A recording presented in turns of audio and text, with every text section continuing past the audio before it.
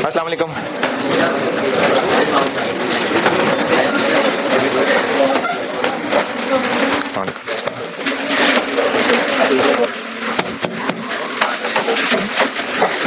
दुरूद शरीफ पढ़ना।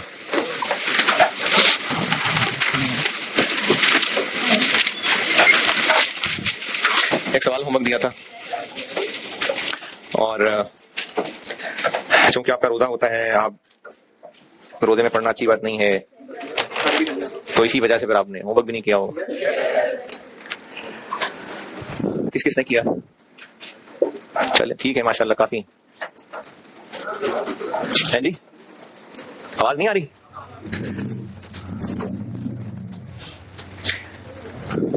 गुड्स ज्यादा हो गई। कॉस्ट ऑफ गुड्स सोल्ड पूछा था, यानी cost of sales.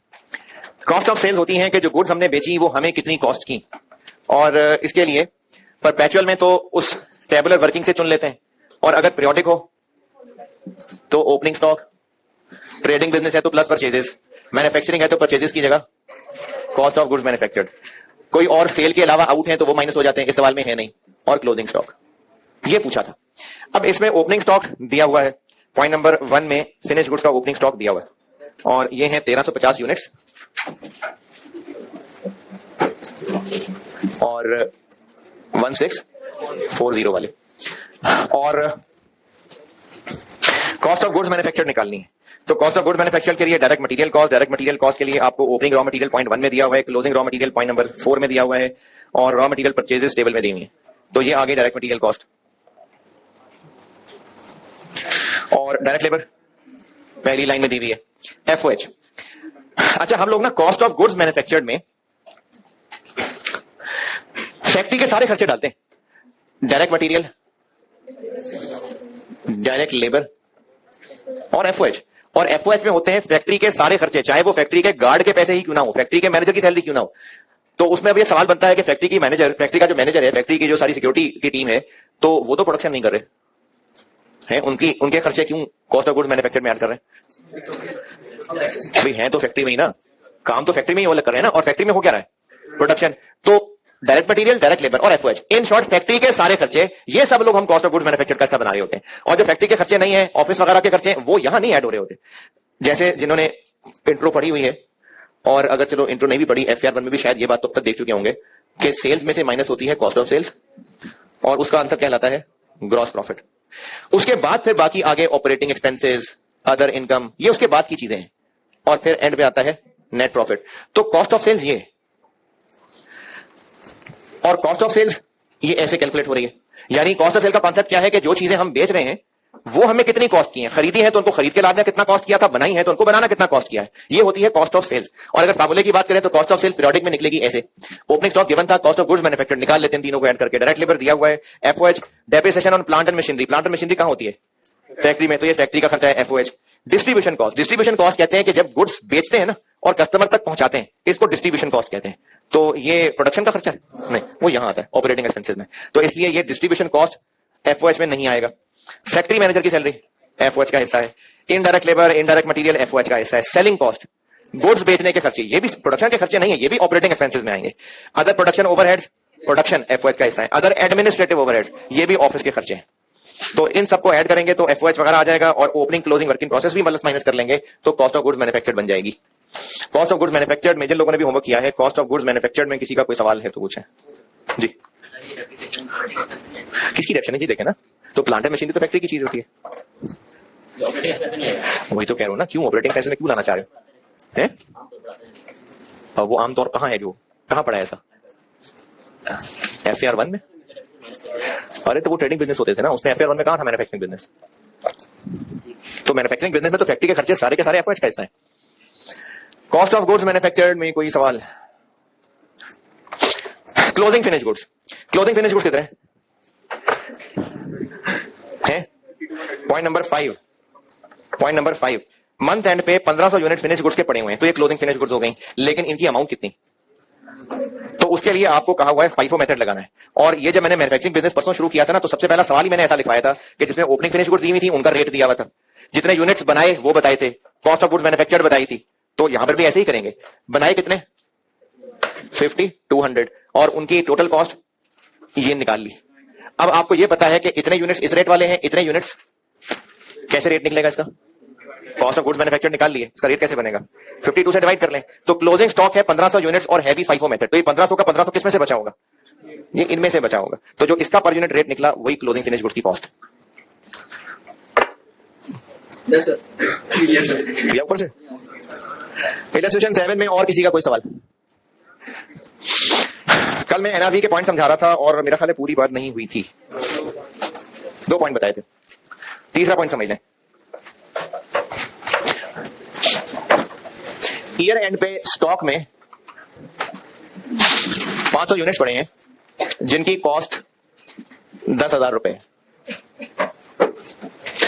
Year and पे, ये मैं आपको एनआरवी का वो तीसरा पॉइंट समझा रहा हूं। और ये जो 500 यूनिट्स है ना, ये कुछ टूटे फूटे से हैं। अब मैनेजमेंट ने इसके बेचने के बारे में 2 ऑप्शंस ढूंढी हैं।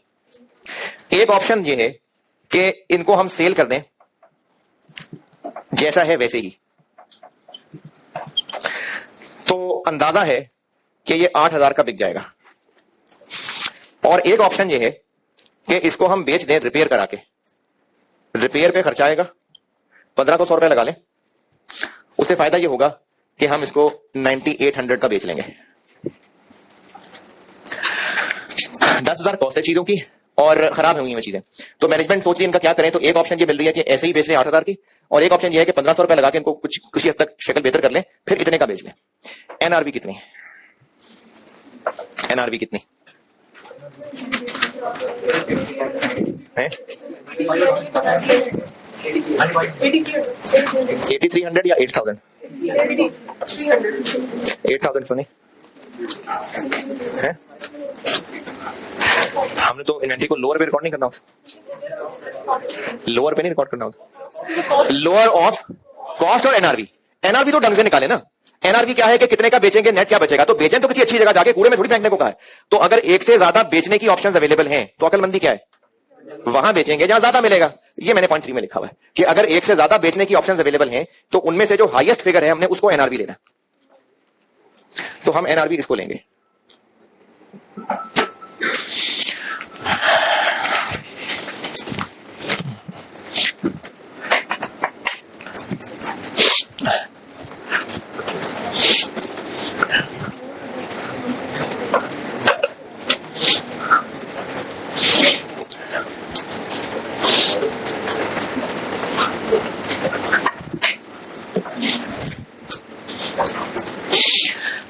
जी पॉइंट 3 ओके।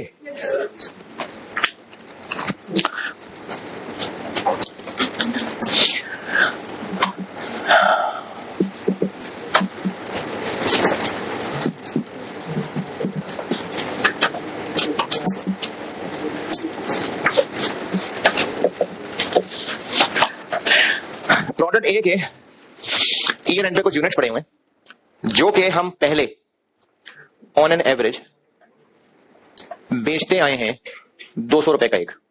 पास्ट में हम इतने का बेचते आए हैं, लेकिन अब मार्केट में हालात बदल गए, जज्बात बदल गए। तो अब क्या हुआ कि कंपेटिटर ने प्राइसेस गिरा ली और वो ये प्रोडक्ट 150 का बेच रहे हैं। अब इससे मिलता जुलता ये नहीं, मतलब इसका कंपेटिटर। लेकिन हम अभी भी बहुत होपफुल हैं और हमें लगता है, हम कंपनी हैं, कंपनीज एक्सपेक्टेड प्राइस जो हमें अभी भी उम्मीद है कि हम 170 का तो बेच ही लेंगे। ईयर एंड पे स्टॉक पड़ा हुआ है, पास्ट में इतने का बेचते आए हैं 200 का।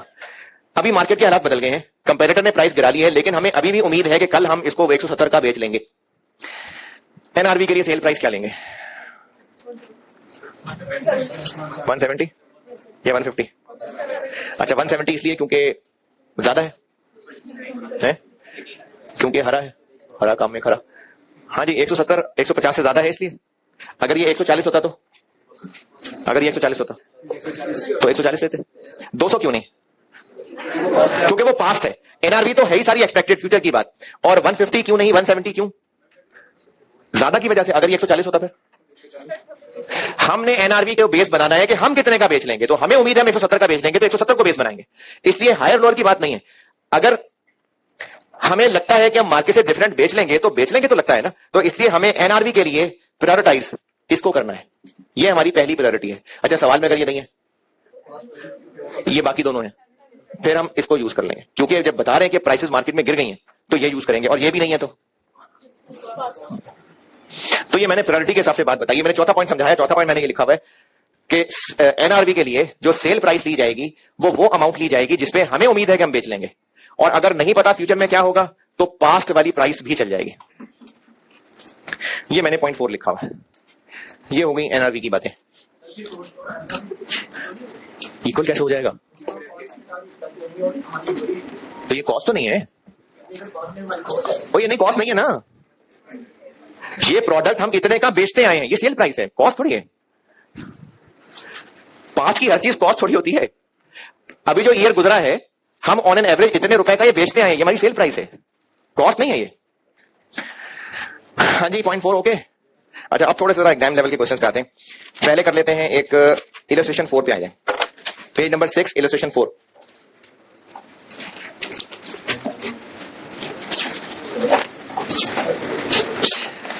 अच्छा, ये ऑनलाइन वाले बच्चों से बड़ी मुदबाना गुजारिश ये है, मैंने पहले भी अर्ज किया था कि आप लोग ना जब ग्रुप में रश मचाते हैं ना, एक स्टूडेंट मैसेज करता है, दूसरा कहते हैं वाकई हाँ यार तेरा भी ऐसे ही, हाँ फिर मेरा भी ऐसे ही है, फिर करता है फिर एक कोई वो इमोटिकन बनाता है, फिर दूसरा बना देता है, फिर एक कोई वो भेजता है स्टिकर, दूसरा भेज देता है। इतना जब आप रश मचाते हैं ना तो फिर काम के मैसेजेस स्किप हो जाते हैं, और एक ही मैसेज बेटे जब बार बार पूछते हैं। अभी 4 मैसेज पहले ऊपर ना किसी ने पूछा था कि पैक की बुक कहां से मिलेगी, उसके बदले में किसी ने नंबर शेयर कर दिया कि फलाने नंबर से राब्ता कर ले, फिर नीचे पैक की बुक कहां से मिलेगी। तो ग्रुप के मैसेजेस देखा करें, और फालतू का रश मचाएंगे ना बेटे तो फिर जरूरी मैसेजेस मेरे से स्किप हो जाएंगे। मैं पढ़ता हूं, सारे जवाब भी देता हूं, लेकिन मैं क्लास में भी लैपटॉप खोल के बैठा होता हूं कि मैं इधर पढ़ा के रुकता हूं, मैं हर 10-15 मिनट बाद देखता हूं 70 मैसेज 100, 100 मैसेज 100, तो काम के मैसेज जो है ना वो रह जाएंगे। तो इसलिए आप लोग सिर्फ पढ़ाई की बात पूछा करें, और जो पूछने लगे तो पहले बाकी मैसेजेस भी देख लिया करें। अभी शायद 2 मिनट पहले किसी ने वो मैसेज पूछा हो।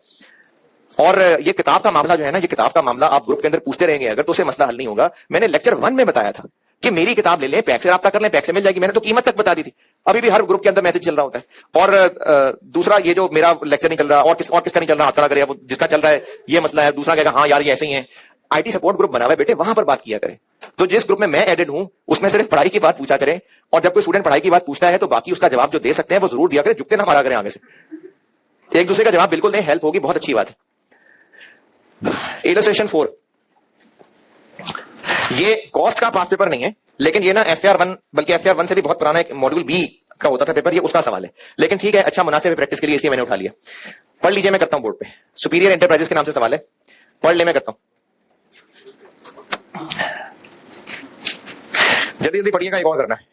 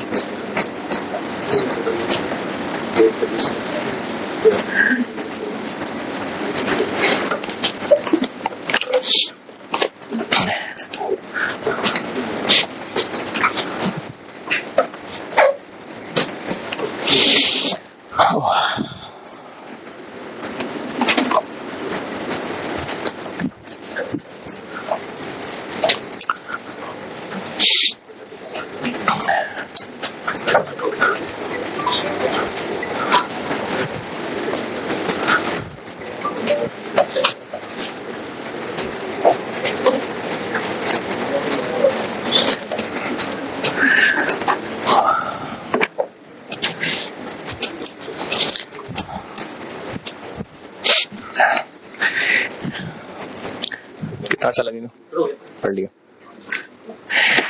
अच्छा, एग्जाम क्वेश्चन के लिए नसीहत यह है कि सबसे पहले ना पूरा सवाल जरूर पढ़ना है, पूरा सवाल। और याद करने की नियत से नहीं पढ़े क्योंकि याद नहीं रहेगा, चौथी लाइन तक पहुंचेंगे पहली भूल जाएगी। लेकिन सवाल शुरू से लेके आखिर तक, रिक्वायरमेंट के भी आखिरी वर्ड तक सारा पढ़ते हैं। पढ़ लिया एक बार सवाल, आइडिया हो गया कि क्या है। जैसे इस सवाल में अगर एक बार भी पढ़े ना तो इतना भी काफी है कि अगर आपको याद रह जाए कि ट्रेडिंग बिजनेस है और वो 4 प्रोडक्ट्स बेचता है, और उन चारों प्रोडक्ट्स की ये टेबल में कुछ इंफॉर्मेशन दी हुई है और कुछ फॉलोइंग इंफॉर्मेशन मजीद दी हुई है। किसी को यही ना पता चला कि ट्रेडिंग बिजनेस है? सप्लाई लिखा है ना, सप्लाई 4 प्रोडक्ट्स। जब एक बार सवाल पूरा पढ़ लिया ना उसके बाद मजीद ध्यान से पढ़ते हैं रिक्वायरमेंट। रिक्वायरमेंट बहुत इंपॉर्टेंट होती है, क्योंकि जब तक आपको रिक्वायरमेंट नहीं पता तो ये ऐसे ही है कि आप कॉलेज के गेट से बाहर निकले, अब रास्ते तो बहुत सारे हैं, किस तरफ जाना है? पता हो ना जाना किधर है, को मंजिल पता हो तो फिर पता चलेगा ना लेफ्ट टर्न करना है राइट टर्न करना है।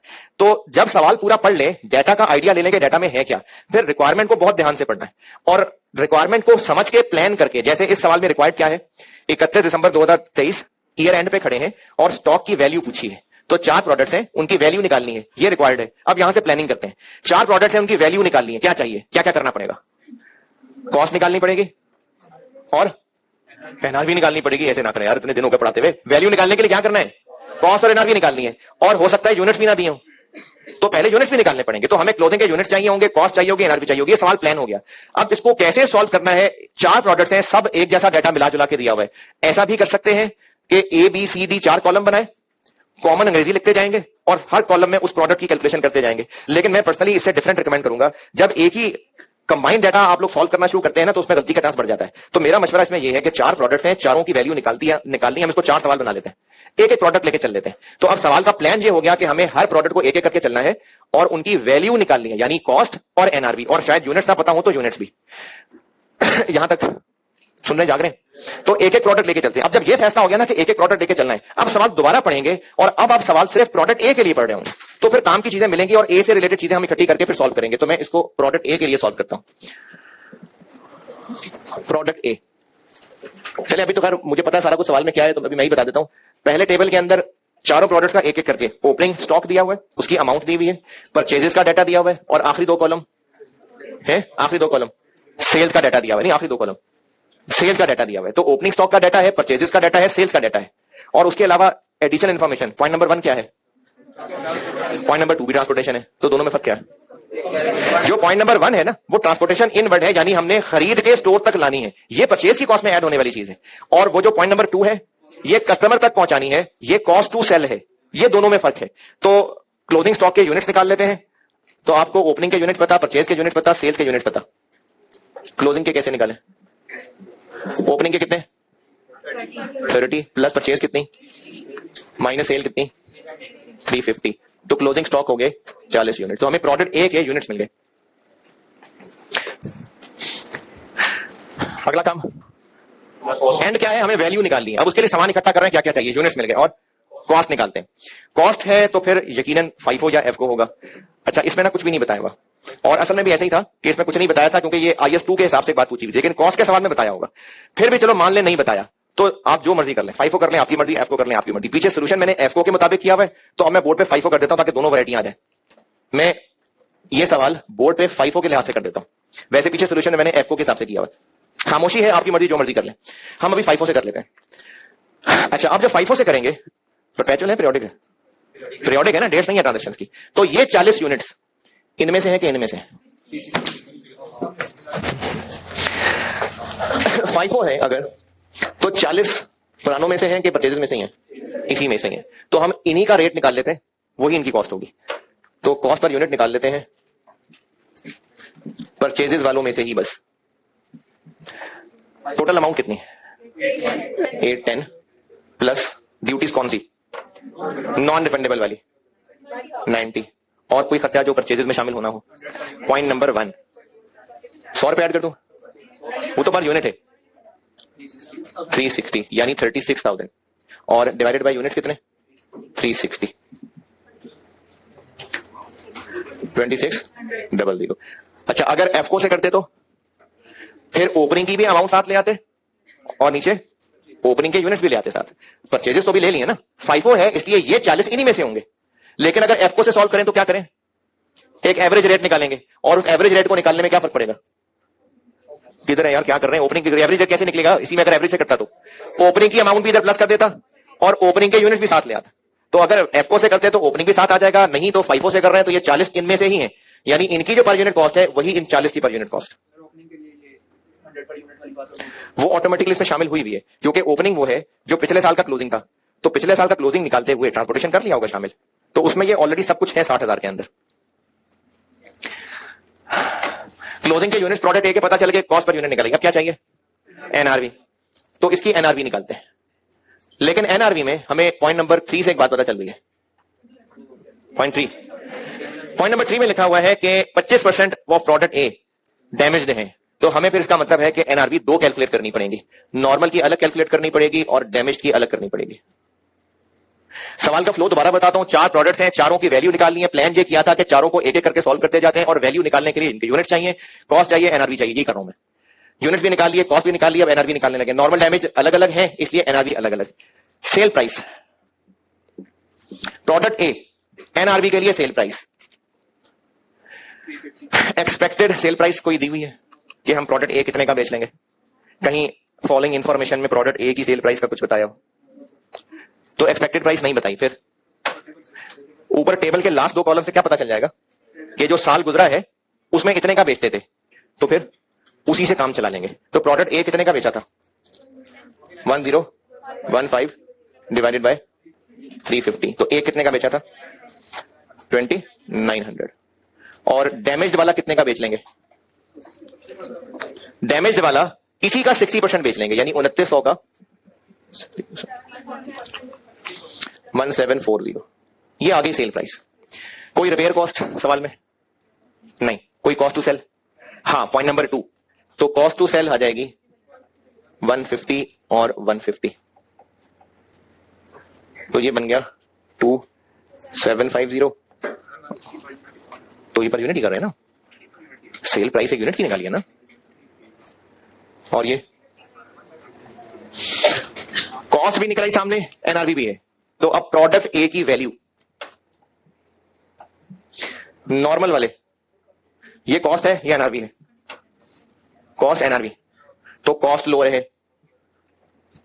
कितने यूनिट्स? 40 तो नहीं है, 40 का 75% है। क्यों? क्योंकि 25% खराब है, तो नॉर्मल वाले इतने हैं और डैमेज्ड वाले 40 का 25%। अच्छा, डैमेज वाले की कॉस्ट ये है, एनआरवी है, तो एनआरवी। अच्छा, डैमेज वाले की भी कॉस्ट यही है? हाँ, कॉस्ट तो यही है ना, खरीदे तो सही थे, खरीदे थोड़ी खराब थे, खरीदे तो सही थे, कॉस्ट तो यही है, वो तो खराब होने की वजह से एनआरवी कम हो गई है। तो प्रोडक्ट ए क्लोजिंग यूनिट्स, कॉस्ट निकाल ली, एनआरवी निकाल ली और फाइनली इसको वैल्यू असाइन कर दी कि जो नॉर्मल वाले यूनिट्स हैं उनका ये वाला रेट 70 और जो खराब वाले हैं उन पे ये 159। तो प्रोडक्ट ए का जवाब बन गया ये प्रोडक्ट ए, और बिल्कुल इसी पैटर्न पे अब चारों सॉल्व होंगे। प्रोडक्ट ए वाली अंग्रेजी सारी फिर से देख लीजिए, कोई वैल्यू कोई कैलकुलेशन ना समझ आई हो।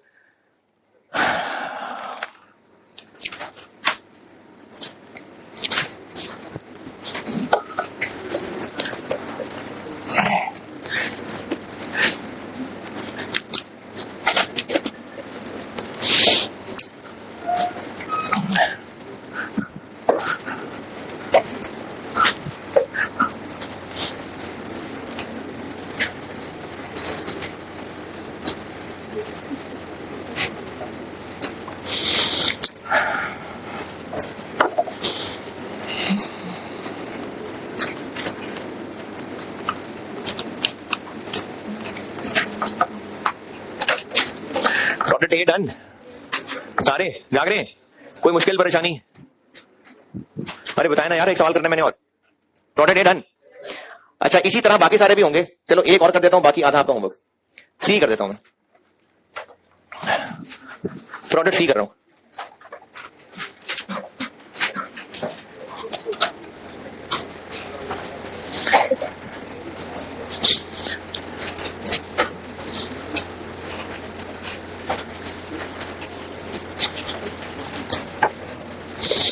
प्रोडक्ट सी, इसके क्लोजिंग यूनिट्स ठीक है 20, ओपनिंग कितने थे? 40, कितने खरीदे, कितने बेचे? तो बाकी रह गए 20। फाइफो मेथड है, ये 20 किस में से होंगे? सिर्फ 20 ही हैं, ये इन्हीं में से होंगे, तो इन्हीं की पर यूनिट कॉस्ट निकाल लेते हैं। टोटल परचेजेस में क्या क्या? 1820,000, ड्यूटीज 2 लाख, ट्रांसपोर्टेशन 100 रुपए पर यूनिट, यानी 100 रुपए पर यूनिट 56,000। अच्छा, कुछ शर्मो शर्मी पहले भी बैठा रह गया होगा, तो 560 यूनिट्स हैं, 100 रुपए इंटू, तो ये टोटल ट्रांसपोर्टेशन बन गई, और पहले वाले में 360 थे इसलिए 36 हो गया था, तो कॉस्ट पर यूनिट बन गई जी 3386। अच्छा ये सुबह तो कोई और थी यार। 3707।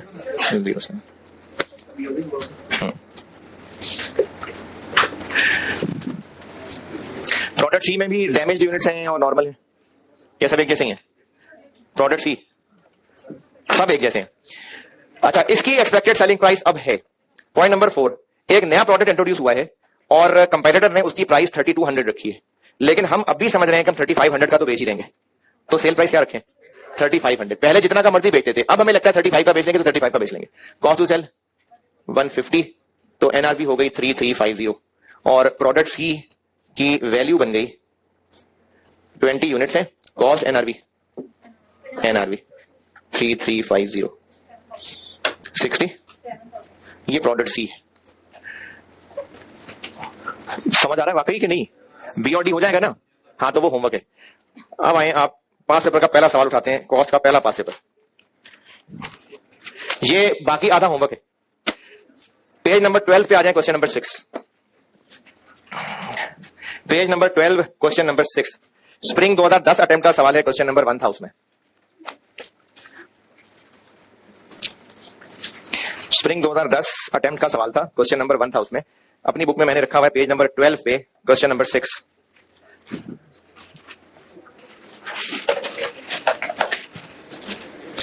अच्छा, मैंने ये जो आईकैप के पास पेपर डाले ना अपनी बुक में, इनमें से कुछ ऐसे होंगे जिनमें मुझे वो आईकैप के चूंकि पुराने सवाल थे, कुछ आउट ऑफ सिलेबस चीजें थी, तो मैंने वो अमेंड करके बुक में डाले।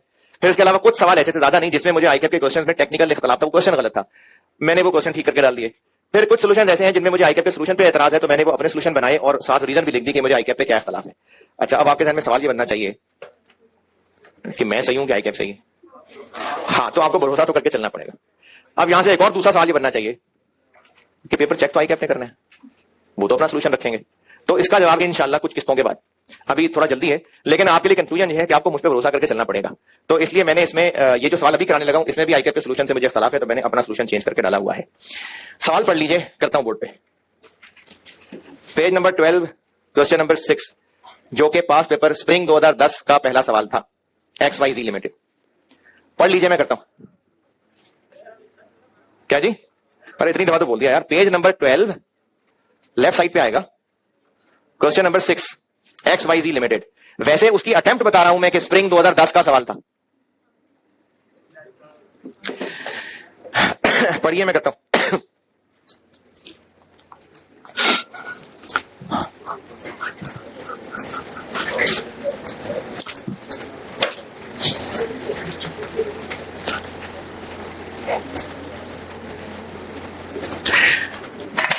अच्छा, कॉस्ट की प्रैक्टिस में ना बेटे, क्लास पर जितना जरूरी है ना, होमवर्क भी उतना ही ज्यादा जरूरी है, इसलिए होमवर्क करने हैं आपने।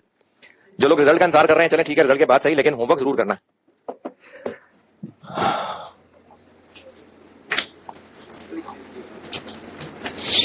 या सारे सवाल मैं ही कर दूं बोर्ड पे, है ना? अगर सारे सवाल मैंने बोर्ड पे किए ना, तो फिर आप अगले सेशन में भी मुझे ऐसे ही देख रहे होंगे। तो होमवर्क बहुत जरूरी होता है। आप सवाल सॉल्व करेंगे ना, खुद पूरा पूरा पूरा सवाल सॉल्व करेंगे तो लर्निंग होगी आपकी।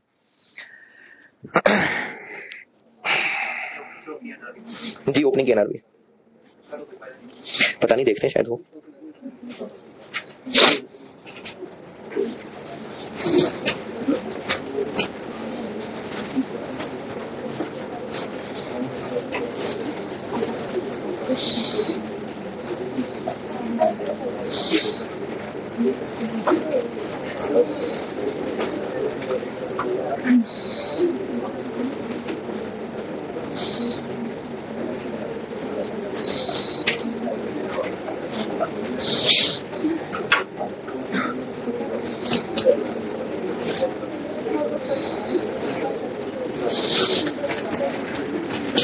जी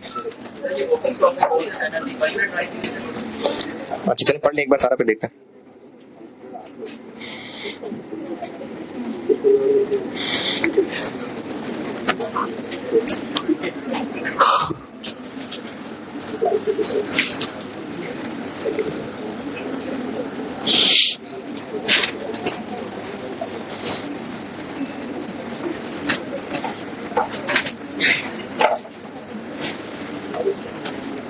अगर पढ़ रहे थे तो पढ़ लिया होगा। 4 प्रोडक्ट्स हैं, मैन्युफैक्चरिंग बिजनेस है। कैसे पता? पहली लाइन में लिखा हुआ है XYZ लिमिटेड मैन्युफैक्चर्स 4 प्रोडक्ट। अच्छा, अब ये कॉस्ट अकाउंटिंग का ही है, यानी ये कॉस्ट का ही पास पेपर का सवाल है। जो पहले किया था वो कॉस्ट का नहीं था। 4 प्रोडक्ट्स हैं और रिक्वायरमेंट वही सेम है। 31 दिसंबर 2009 ईयर एंड है और आपसे वैल्यू यानी अमाउंट ऑफ क्लोजिंग स्टॉक पूछी है, मतलब लोअर ऑफ कॉस्ट और एनआरवी। वही काम करना है, बस उन्होंने यूनिट्स दे दिए हैं इसमें, पहले हमने खुद निकाले थे। तो इसमें 4 प्रोडक्ट्स हैं और फिर वही काम करना है, इन सबकी कॉस्ट और सबकी एनआरवी निकालनी। FIFO weighted average. अब 2 का उन्होंने वेटेड एवरेज कहा है और 2 का FIFO कहा है, तो 2 मैं कर देता हूं, 2 जो है वो होमवर्क है, यानी आधा एक और आधा एक सवाल होमवर्क हो गया आपका। जो पहले किया था वो भी आधा और ये जो कर रहा हूं ये भी आधा। तो एक वेटेड एवरेज वाला कर देता हूं, एक FIFO वाला कर देता हूं। मेरी बुक में क्वेश्चन 6 हूं मैं पेज 12 पे, जो कि वैसे अगर देखें तो स्प्रिंग 10 का क्वेश्चन 1 था। अच्छा, इसकी भी ना प्लानिंग बिल्कुल वैसे ही है कि 4 प्रोडक्ट्स हैं और चारों के लिए हमें वैल्यू निकालनी है, तो इसको भी वैसे ही कर लेते हैं कि एक एक प्रोडक्ट लेके चल लेते हैं। तो प्रोडक्ट ए करते हैं शुरू। क्या क्या चाहिए होगा? इसके यूनिट्स और कॉस्ट और एनआरवी। चल यूनिट्स पे आते हैं। इसके क्लोजिंग स्टॉक के यूनिट्स दिए हुए हैं, अच्छी बात है, क्लोजिंग स्टॉक के यूनिट्स दिए हुए हैं, लेकिन उनमें शामिल हैं खराब वाले भी, तो फिर हमें अलग अलग करना पड़ेगा। नॉर्मल को अलग करना पड़ेगा और डैमेज को अलग करना पड़ेगा। टोटल कितने दिए हुए हैं और डैमेज कितने हैं? 300। तो नॉर्मल क्या बने? 4700। तो ये हो गए क्लोजिंग स्टॉक के यूनिट्स। वेटेड एवरेज है, FIFO है, प्रोडक्ट ए वेटेड एवरेज है। चूंकि वेटेड एवरेज है तो हमें फिर वेटेड एवरेज के लिए एक रेट निकालना पड़ेगा। प्रोडक्ट ए के यूनिट्स आ गए, प्रोडक्ट ए की कॉस्ट निकाल रहा हूं, वेटेड एवरेज रेट निकालना पड़ेगा। ओपनिंग की अमाउंट प्लस, शाबाश पर से सुनना था मैंने, cost of goods manufactured divided by opening के यूनिट्स और जो प्रोड्यूस हुए उसके यूनिट्स। तो ओपनिंग की अमाउंट कौन सी? 2 दी हुई है। ओपनिंग स्टॉक के साथ ना बुलेट पॉइंट लगा के यूनिट भी दिए हुए, कॉस्ट और एनआरवी, ये 3 चीजें दी हैं, तीनों चीजें ओपनिंग स्टॉक की हैं। हाँ, अब देखिए ये जो ओपनिंग स्टॉक है ये पिछले साल का क्लोजिंग था, तो पिछले साल यकीनन इसकी वैल्यू निकाली गई होगी कॉस्ट और एनआरवी लोअर करके, तो उन्होंने आपको दोबारा से टेस्ट कर लिया कि आप देखें इसमें से कौन सी फिगर लेते हैं। अच्छा, दूसरा, ये पर यूनिट दी हुई है कि टोटल दी हुई है? कैसे पता? कैसे पता ये 70,000 पर यूनिट है कि टोटल है? वैल्यू बहुत ज्यादा है, नीचे देखें सेल प्राइस कितनी है? 10 रुपए। तो एक यूनिट 10 रुपए का बेचते हैं तो 70,000 का कॉस्ट थोड़ी होगा वो, तो ये टोटल दी हुई है। तो जो ओपनिंग स्टॉक है उसकी अमाउंट, यानी पिछले साल जब ये क्लोजिंग था तो उसकी क्या वैल्यू निकली होगी? 75 या 70, तो उसकी अमाउंट आ गई, plus cost of goods manufactured 4 lakh divided by opening के यूनिट्स 10,000 प्लस जितने यूनिट्स बनाए 50,000, तो पर यूनिट कॉस्ट निकल आई 7.83। ये निकल आई पर यूनिट कॉस्ट। यहां तक कोई मुश्किल परेशानी? बिल्कुल वही वाला काम कर रहे हैं। 4 प्रोडक्ट हैं, प्रोडक्ट वाइज चल लेते हैं, यूनिट्स इकट्ठे कर लिए, कॉस्ट और एनआरवी पे चलते हैं।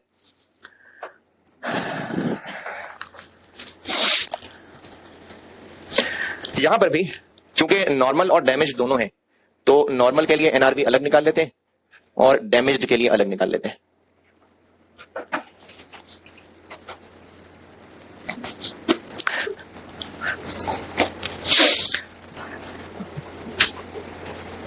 सेल प्राइस, प्रोडक्ट ए की सेल प्राइस, प्रोडक्ट ए 10, ये एक्सपेक्टेड है या पास्ट है? बस यही है, बस यही है, तो बस यही है। डैमेज की कितनी? हाँ, डैमेज की सेल प्राइस कितनी? सेल प्राइस डैमेज की क्यों 10? देखिए डैमेज के बारे में लिखा हुआ है कि इसको रिपेयर कर लेंगे और अलहदा से इसकी कोई सेल प्राइस नहीं बताई, तो रिपेयर कर लेंगे तो ठीक हो जाएगा ना फिर, तो इसकी सेल प्राइस भी 10। Cost to repair 3, cost to sale, हाँ जी कॉस्ट टू सेल है कि कॉस्ट टू सेल जी, सेलिंग कॉस्ट दी हुई है। अच्छा, यहां पर ना एक नोट बेशक आप इस बुक पे ही लिख लेना, चाहे अपने रजिस्टर पे लिख लें, जैसे मर्जी लिख लें। कॉस्ट टू सेल क्या होती है? कि जो बेचेंगे तो खर्चा होगा। कॉस्ट टू सेल ये है ना, बेचेंगे तो खर्चा होगा। अच्छा, मैं यही जुमला एक डिफरेंट स्टाइल से दोबारा बोल रहा हूं, बेचेंगे तो खर्चा होगा। समझ आई बात है? नहीं बेचेंगे तो नहीं होगा। अच्छा, अब मैं आपको दो नाम बताता हूं। अगर ये हम उस खर्चे की बात कर रहे हैं जो बेचेंगे तो होगा, नहीं बेचेंगे तो नहीं होगा, तो मतलब ये सेल की एक्टिविटी से रिलेटेड हो गया। तो अगर आपको सवाल में वेरिएबल सेलिंग कॉस्ट और फिक्स सेलिंग कॉस्ट दोनों दे दें, तो यहां पर हम कौन सी वाली लेंगे? Variable selling cost. तो ये बात आप बेशक किसी बुक पे सवाल के साथ लिख लें, चाहे रजिस्टर पे लिख लें, कि ये जो एनआरबी की कैलकुलेशन के अंदर कॉस्ट टू सेल होता है ना, ये वेरिएबल कॉस्ट टू सेल होती है। एनआरबी की कैलकुलेशन में ये जो कॉस्ट टू सेल होती है, ये वेरिएबल सेलिंग कॉस्ट होती है। तो इस सवाल में वो ऐसे टेस्ट कर सकता था आपको कि वेरिएबल सेलिंग खर्चे भी दे देता और फिक्स्ड सेलिंग खर्चे भी दे देता। तो हमने कौन सा यूज करने थे? बस वेरिएबल। तो वेरिएबल सेलिंग कॉस्ट यहां से लेस कर लेते हैं, तो यहां से 60,000 पे लेस कर ले, 10 रुपए में 60,000 लेस कर ले, फिर पर यूनिट करना पड़ेगा उसको। पर यूनिट करना है तो यूनिट से डिवाइड करना पड़ेगा। कौन से यूनिट से? जो बनाए या जो बेचे? वेरिएबल सेलिंग कॉस्ट है टोटल, पर यूनिट कैसे निकालें? किन यूनिट से डिवाइड करें? जो बेचे, क्योंकि वेरिएबल सेलिंग खर्चे का ताल्लुक किन यूनिट से होगा? जो बेचे हैं। तो बेचे कितने हैं? कितने यूनिट्स बेचे ये तो बताया ही नहीं, ये तो नहीं बताया कितने यूनिट्स बेचे हैं। तो यहां से हम ऐसा करते हैं कि अलग वर्किंग में चले जाते हैं। यूनिट सोल्ड हम ढूंढ लेते हैं। ओपनिंग यूनिट्स पता है कितने? 10,000। कितने और बनाए? 50,000। कितने बचे रह गए? 5,000। तो बाकी बिक गए होंगे।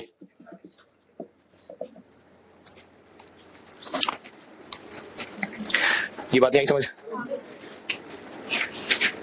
अच्छी बात है, जो लोग जाग रहे हैं ये बात समझ आ गई। अच्छा, बुरी बुरी शक्लें ना बनाया करें ना, कुछ पूछना तो पूछ लिया करें। 55,000। सुबह वाली क्लास में स्टूडेंट ने सवाल पूछा था, वो आपने नहीं पूछा, इसका तो आपको नहीं मसला होगा, फिर नहीं होगा मसला।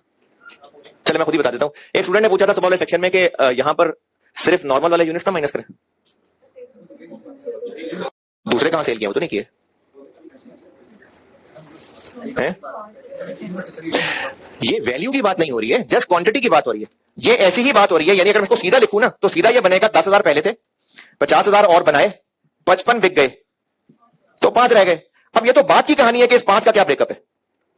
तो अब यहां से अगर उल्टा चलेंगे, ये 55 निकालना हो अगर, तो 5,000 ही यूज करेंगे ना। तो ये 5,000 यूज करके ये निकला यूनिट सोल्ड। तो 60,000 टोटल है, पर यूनिट कैसे बनाए? 55,000 से कर देते हैं डिवाइड। तो सेलिंग कॉस्ट पर यूनिट बन गई दिसंबर की 60,000 रुपए डिवाइडेड बाय 55,000, कितनी बन गई? 1.09। तो 1.09 वहां लिख लूं? पक्की बात? नहीं, क्यों नहीं? हाँ जी, ना लिखो, लिख लें। इस बड़े से टेबल के नीचे एक छोटी सी लाइन लिखी हुई है। ये जो सेलिंग कॉस्ट है ये 10% महंगी हो जाएंगी। तो ये जो अभी इस वक्त हमने कैलकुलेशन की है, ये 60,000, ये कब की है? ये तो गुजरे हुए साल की है, जो सारा डाटा दिया हुआ है। यानी ये जो अभी इस वक्त हमारे पास फिगर निकली है, ये 2009 की है, जबकि अगले साल महंगाई हो जानी है। तो हम एनआरबी की कैलकुलेशन करते हुए ये वाली फिगर यूज करें या इसको महंगा करके? लेकिन हम लोग स्टॉक तो 31 दिसंबर का निकाल रहे हैं।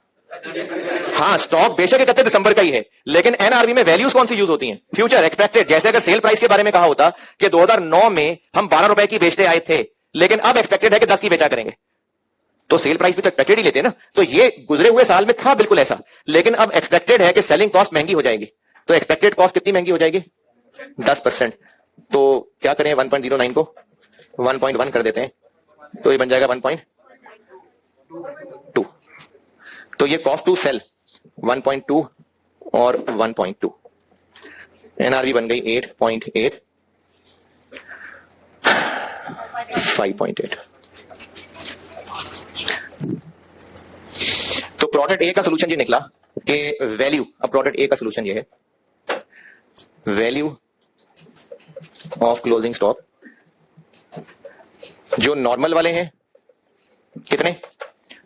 4700, इनकी कॉस्ट ये है, एनआरबी ये है, तो कॉस्ट लोअर है। और जो डैमेज्ड वाले हैं यानी 300 यूनिट्स, उनकी कॉस्ट ये है, एनआरबी ये है, एनआरबी लोअर है। 36801 4। तो प्रोडक्ट ए बन गया 38541। ये प्रोडक्ट ए, और एक और कर देता हूं तो बाकी 2 फिर होमवर्क, या 3 होमवर्क करने तो आपकी मर्जी है। चले, जिसने जाना है फिर वो 3 होमवर्क कर ले, जिसने बैठना है वो 1 मैं कर देता हूं, तो बाकी 2 होमवर्क कर ले।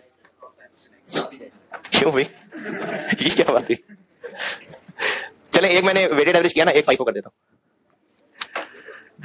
इसमें बताइए कुछ चीज पूछनी है तो एक सवाल की उम्मीद है, वो पूछना बनता था, पूछा नहीं अभी तक किसी ने। प्रोडक्ट ए में एक सवाल और आना चाहिए, इंतजार है, पूछा नहीं किसी ने, है जी? हाँ जी बिल्कुल। ये इसमें ना एक लाइन लिखी हुई है, unit cost of purchase from market.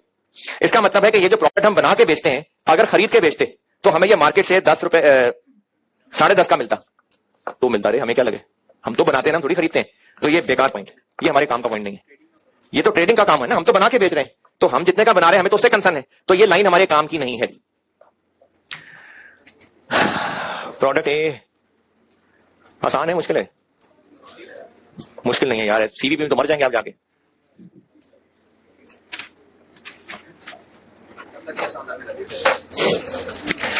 Product ए हो गया, नोटेड भी सारा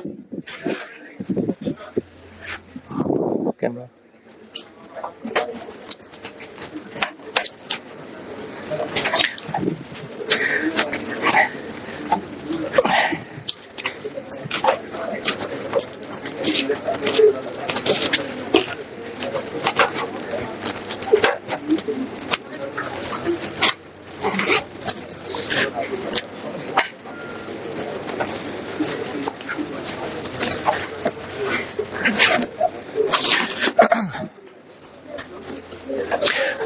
प्रोडक्ट सी कर देता हूं।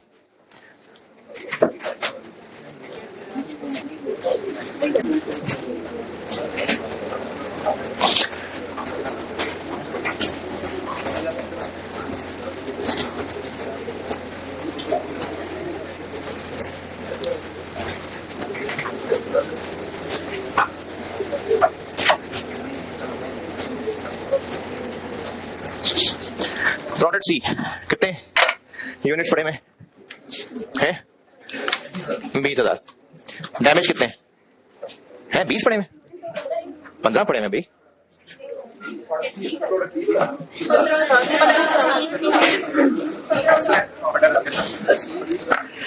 अरे तो खत्म कर रहा हूं मैं सवाल, क्लोजिंग स्टॉक लिख रहा हूं भाई, क्लोजिंग स्टॉक। जो भी फिगर रास्ते में पहली आए वो नहीं बतानी होती, क्लोजिंग स्टॉक पूछ रहा हूं। क्लोजिंग 15,000 क्लोजिंग स्टॉक है ना, क्लोजिंग 15 है, खराब कितने इसमें से? तो सही वाले 14,200। फाइफो है, तो ये जो 15,000 यूनिट्स हैं, ये सब इस साल जो बनाए उनमें से हैं या कुछ ओपनिंग में से भी हैं? सब नए बनाए में से हैं, तो उन्हीं की एवरेज कॉस्ट निकाल लेते हैं। एवरेज क्या क्या, उन्हीं की कॉस्ट निकाल लेते हैं। तो कॉस्ट ऑफ गुड्स मैन्युफैक्चर्ड 820, और कितने बनाए? 70। कितना जी? 11। और इसमें भी डैमेज्ड और नॉर्मल अलग अलग। सेल प्राइस कितनी? 12। कॉस्ट टू रिपेयर पिछले साल वर्किंग 2 हो जाएगी, प्रोडक्ट बी की वर्किंग 3।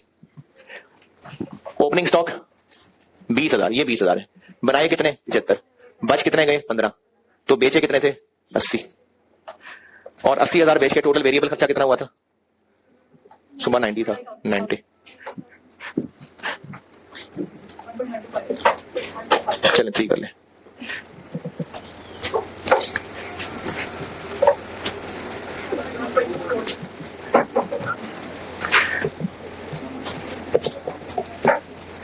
लें जी, प्रोडक्ट सी भी हो गया। ये हो गया 10.76 और ये हो गया 8.26। तो जो नॉर्मल वाले यूनिट्स हैं उनकी भी एनआरवी लोअर है और डैमेज वाले की तो है ही है। तो नॉर्मल वाले हो गए 14,200, एनआरवी लोअर है, और डैमेज वाले हो गए 800, उनकी भी एनआरवी लोअर है। ये दोनों सवाल पूरे करिएगा यार। कल मैं और 5 पेपर का सवाल कराऊंगा और थोड़ा सा अब मुश्किल साइड पे चलते हैं, और वो करा के इंशाल्लाह फिर एंट्रीज भी कराता हूं। ठीक है जी, अल्लाह हाफिज।